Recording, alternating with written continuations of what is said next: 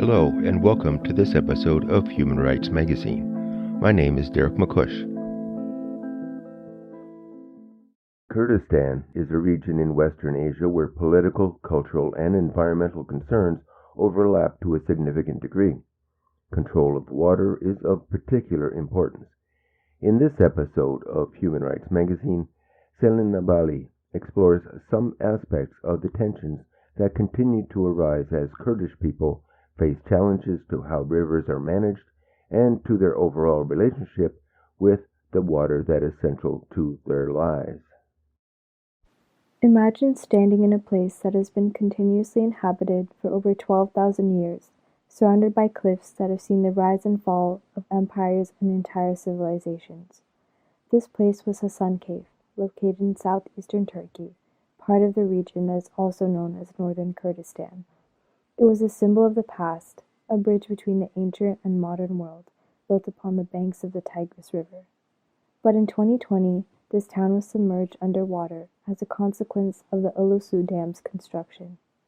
The Ulusu Dam, part of the Southeastern Anatolia project, aimed to generate hydroelectricity and promote social and economic growth in rural southeastern Turkey. But for the Kurdish people living in the area, it represented something far more destructive. The dam didn't just drown the town of Hasan Cave, it submerged centuries of history and culture. To many, this destruction is not an accident of modernization, but a deliberate erasure of Kurdish identity. But how did we get here? The Kurds are the largest ethnic group in the world without their own nation-state, and their relationship with Turkey has been fraught with tension, discrimination, and conflict. Although Turkey's persecution of the Kurds goes back to the early days of the modern Turkish Republic, their repression escalated dramatically following the military coup of 1980. Kurds were stripped of their cultural rights, their language banned, and were often referred to as mountain Turks in an effort to erase their distinct identity. Amidst this backdrop of discrimination and conflict, the Kurdistan Workers' Party, or PKK, emerged as a militant force seeking autonomy and greater right for Kurds. The ongoing conflict between the Turkish state and the PKK, in its many iterations, has claimed between 30,000 to 40,000 lives since the 1980s, with many Kurdish villages destroyed, families displaced, and political tensions constantly simmering.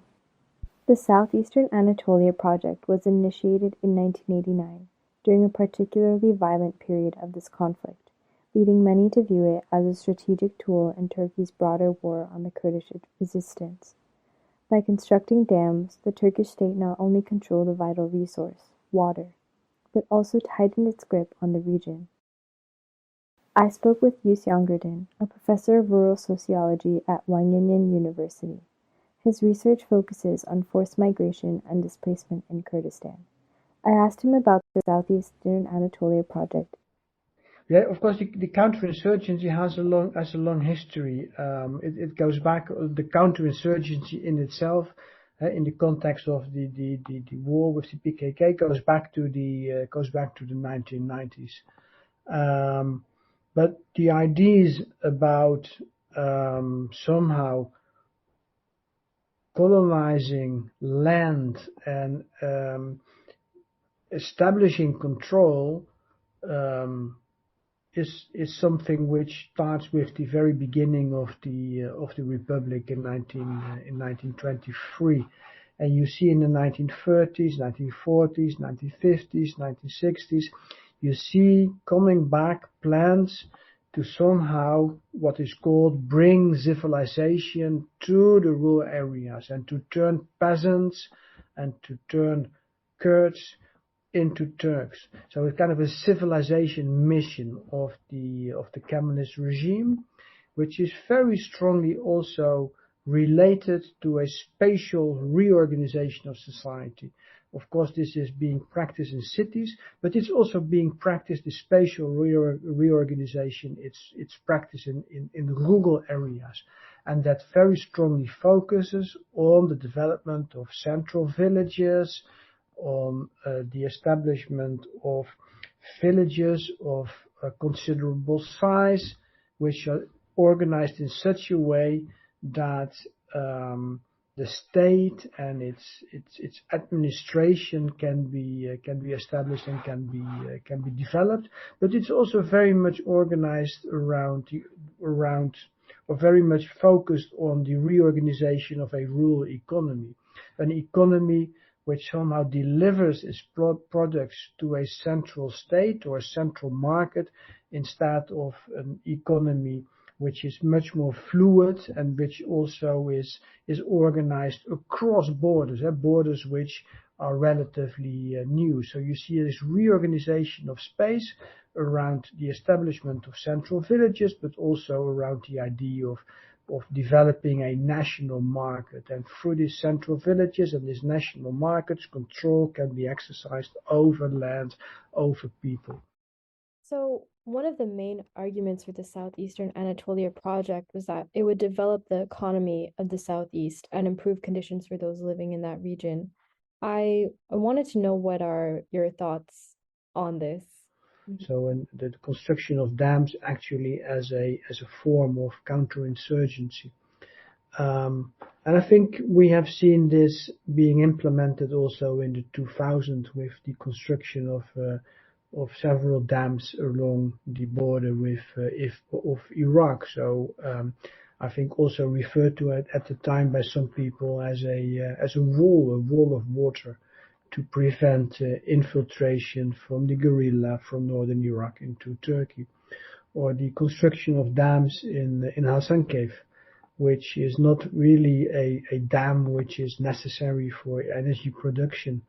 It's also not really a dam which was necessary for, let's say, irrigation or modernization of agricultural purposes. It's a dam which somehow tries to, I think, to demolish, to make us forget about a history which precedes the history of the Ottomans, or which precedes the history of Turkey and its predecessor, and which tries to emphasize a history which could be associated with the Kurds and with Kurdistan. And you've seen that in many different ways, also in the renaming of place names, which all have been renamed.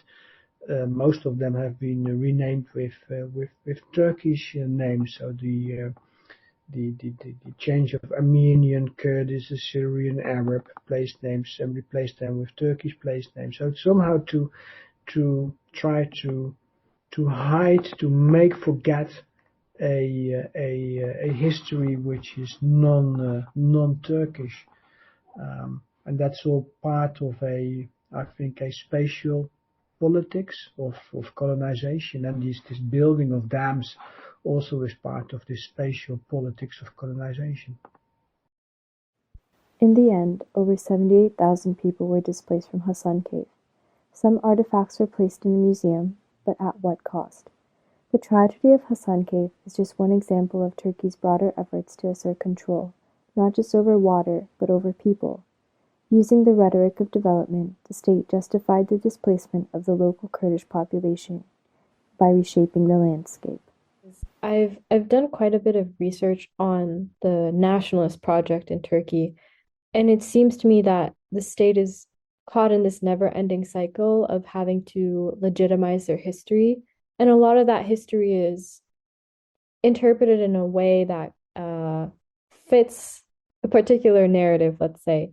And I remember trying to find pictures of Hasan Cave today, and it's really sad to see because they have this Yeni Hasan Cave or New Hasan Cave in the background, and it's just these flat lands, and it's really devastating to think about the loss that has been caused by the construction of this dam. No, absolutely, it's absolutely devastating, and it's. I've been several times in Hasan Cave, but I never dared to go back since the dam is there, because it's such actually such a dystopian view which you have of Hasan Cave today. And I've seen some pictures, but I thought I will not go there. anytime soon, because this image of Hassan Cave I have after the visits I made, several visits I made. I don't want to have this memory, let's say, of Hassan Cave be destroyed by a new memory of this new Hassan Cave, which is a flat surface of nothingness. Yet the story of water control doesn't stop at Turkey's borders.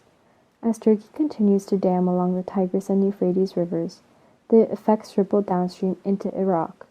Iraq, which relies on the Tigris and Euphrates for 98% of its water supplies, has seen these rivers dramatically shrink over the years. To put this into perspective, in 2012, Iraq received an average flow of 625 cubic meters of water per second from the Tigris. By 2021, that flow had decreased to just 36% of that level. Climate change and reduced rainfall play a part in this, but the damming of rivers upstream in Turkey is also a significant factor. The result? A water crisis that has displaced over 130,000 people across central and southern Iraq due to drought conditions. Iraq is now one of the most water-stressed nations in the world, with millions of people at risk from water shortages. To learn more about the water crisis impacting Iraq, I spoke with Binwar Abdul Rahman, a waterkeeper working with Waterkeepers Iraq/Kurdistan, an NGO working to protect water sources and support local communities. Currently in the region, especially the Kurdistan region, our main issue is first of all, the climate change. Like most of our natural water that comes local, like from inside the region, is streams and river and small lakes, small rivers, sorry. And over the past 30 years, most of these streams, springs, and small rivers, they have disappeared. They either completely dried out, or they have changed from full year river to only like 3-4 months seasonal river or spring. So this is one of the issues. The quantity of the water has decreased. And another factor for the quantity to go low is because of Iran and Turkey are building lots of huge dams on the Tigris and Euphrates river tributaries and the rivers themselves. And Iraq's fresh water, comes 80% of it comes from the neighboring countries, from Iran, Turkey, and Syria. So building these dams has really decreased most of the water income. And the other factor is that the quality of the water resources we have is very bad, because there is no really good treatments for the municipality sewage, and there's a lot of environmental violations on these rivers from industrial companies, from oil refineries, from gravel mines, and also from the locals, from the people, because they make money through inefficient and also very hazardous ways to produce some like copper or some materials that are produced in a very harmful way for the environment. So all of the rivers are facing this issue with pollution and getting used and abused by the municipalities and also by the industrial companies and manufacturers. I talked with some other researchers about the dams that are being built in Turkey, and I think one of the things that stood out to me was that I realized, of course, well, the dams in Turkey are going to affect those living within its borders. But of course, the Tigris is a transboundary river, so the dams that are constructed up in Turkey are, of course, going to have collateral consequences for those living downstream in Iraq or in Kurdistan, for instance. And unfortunately, yeah, but the problem is while Turkey was building all these dams, and Iran now also building a lot of dams on the tributaries that come into the Tigris from Iran. But while all of these countries were building these dams and building these tunnels and all of these infrastructures for cutting the water and diverting the water, Iraq was busy with with war and change of regime and ISIS and internal conflicts and corruptions and all of these kind of things. So it's like they took advantage of this situation and they secured their own water supply, which for Turkey at least, they don't have that much issue. But again, it's a good tool to have to control your neighbors and so on. So yeah, unfortunately, even though it's a transboundary river, even though it belongs to no one, the river is free, but it's now been owned by Turkey, at least partially. But the directions of things are not really that good, and yeah, that's what's caused a lot of issues especially in south of Iraq and middle, because the water income is low and they are facing drought and desertification, and lots of lands is being lost, like natural habitats has been lost, especially in the marshes because of the low water income. Oh, Yeah. So like I said, the effects of climate change and the effects of water scarcity and all of these issues is impacting the south and north regions of Iraq extensively. That's for sure. And it's mostly those communities immigrating or like moving to somewhere else. And and the place they go to is basically north, further north and north and north. So they end up in Kurdistan region or maybe even jump to Turkey. But at this moment, they come to north and they come to Kurdistan region, and we see a lot of people abandoning everything, their farms, their cattle, their herds and everything to come buy a house in Kurdistan region or work at a farm here. Like they bring their entire family and they just settle here. This is like the informal way, and the formal way with like they build camps for them and stuff like that.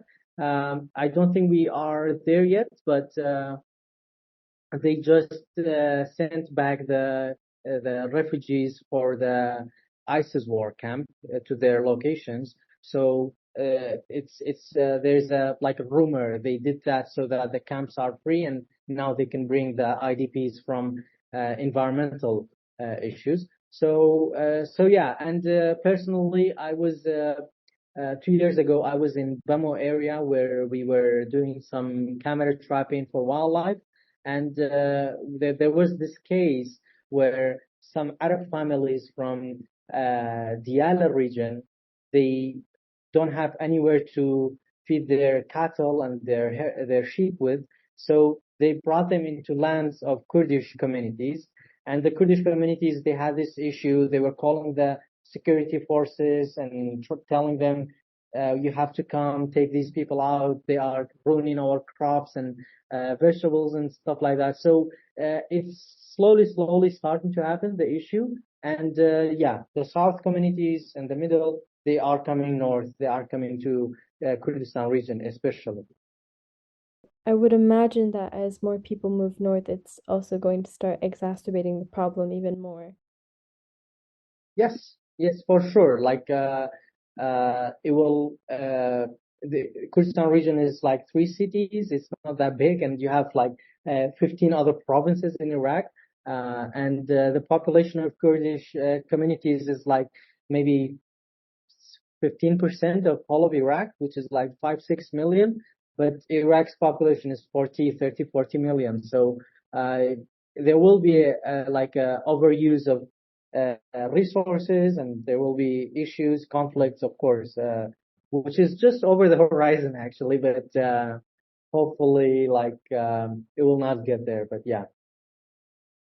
But this isn't just a story of geopolitical conflict over who gets to control the rivers. It's also about our relationship with water and how we manage, control, and share this vital resource. In recent years, there's been more research dedicated to rethinking water governance in ways that are more respectful to people, the environment, and water itself. I got the chance to speak with Layla Harris, the co-director of the Program on Water Governance at the University of British Columbia, to learn more about these alternative ways of water governance. In the context of Turkey, I know you mentioned your research was a while ago, but one of the things I read in an article you published in 2012, I believe, was that the benefits of the dam were unequally distributed. And I think particularly with landowners and those who didn't own land. And I was wondering, of course, like you mentioned, there are going to be drawbacks from the development of these projects, but what ways can we mitigate these drawbacks if there are any ways? So to me, there are some principles that can often be followed. It includes things such as prior and informed consent. So when you are dealing with a relocation of a population, or when you can anticipate adverse impacts to a population because of livelihood or location or some other reason, those conversations have to be happening up front. You get communities to understand the implications and also considerations about what they think would be the appropriate response or compensation in some cases for those losses. So there are environmental justice principles we could try to follow. Then it becomes tricky because I think sometimes you could say, well, some population would say this is a non-negotiable. We won't accept this outcome.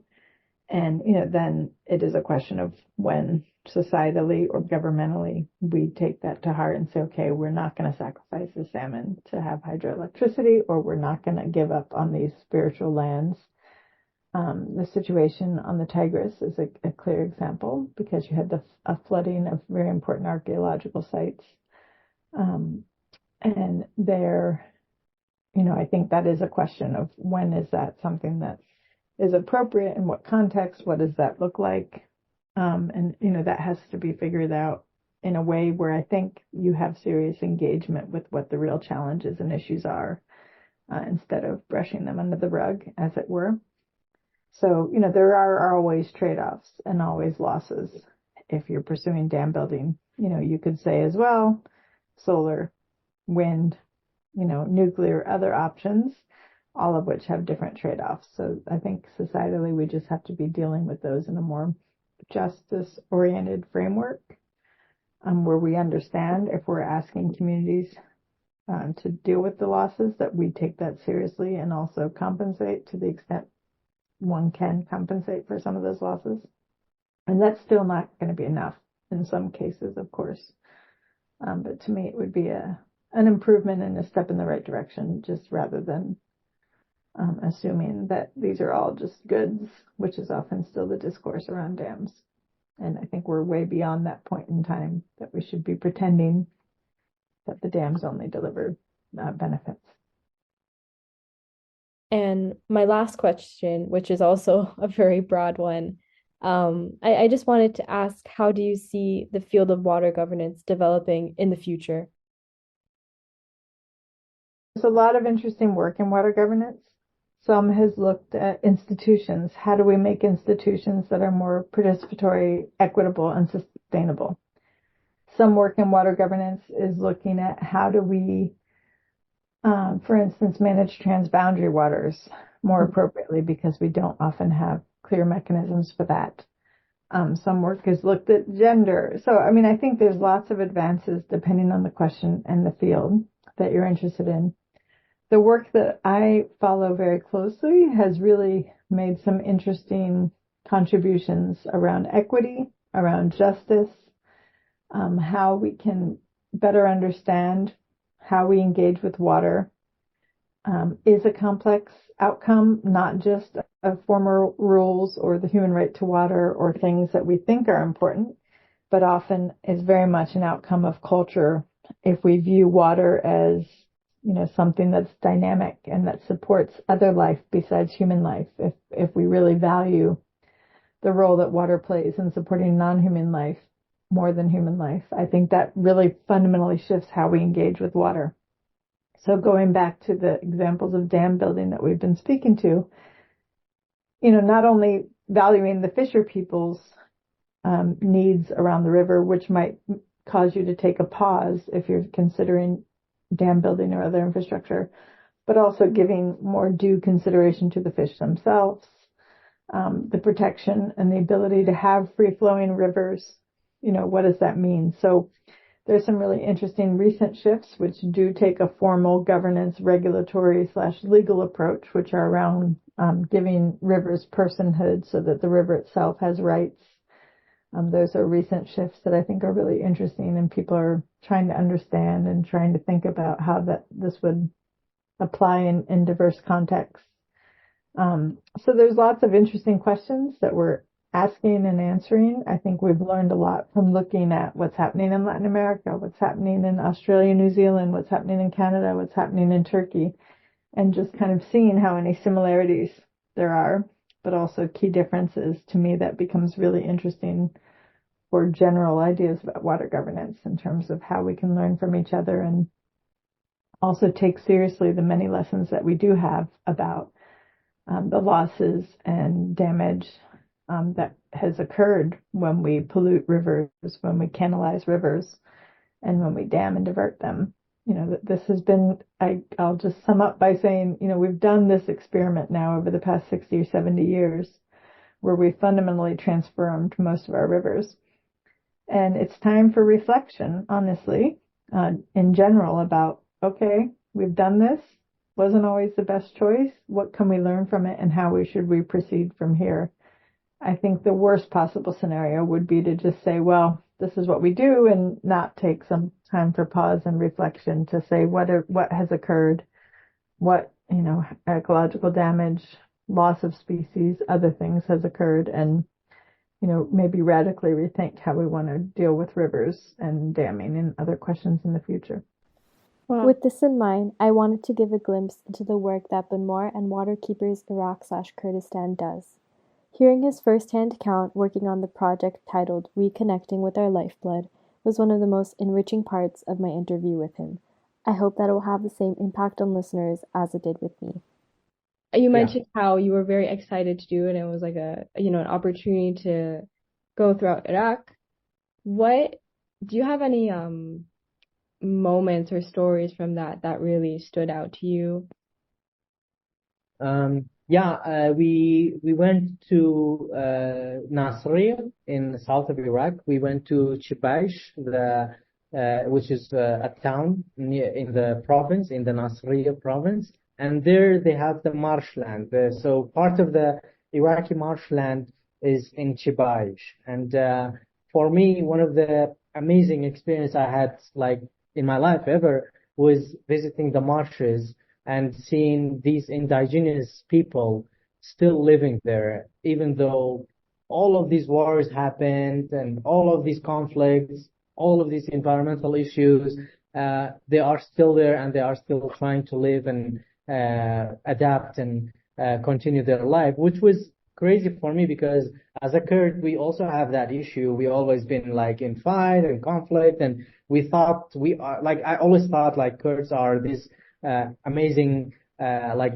people that they withstand. But then I saw they also do this, and there's other communities. So for me, it was very eye-opening. I completely was shocked by the beauty of the marshes and the welcoming from the indigenous Arab marshes of the Chibaish area, and it was just something very, very amazing. And then they invited us. They gave us their own cheese and stuff that they made. So it was a very amazing experience, and it also just fueled me more and more to continue this work because at the end, indirectly, even if it's indirectly, my work here will impact those communities down there, and it will be just very nice to have them survive these issues and overcome it and thrive. So that's one of the stories that I always I'm thankful for visiting that area, even though they also had a lot of issues and the salinity of the water was going high because the river flow is low and the seawater is rising up. So there were still issues, but it was amazing for me to see that spirit of surviving and trying to adapt and overcome. Yeah, that sounds really, really incredible. I also saw some clips from the project when I don't know if you were also on it, but there was a little, it's not a boat, I guess, a raft of sorts. Yeah, yeah, And it was really intense.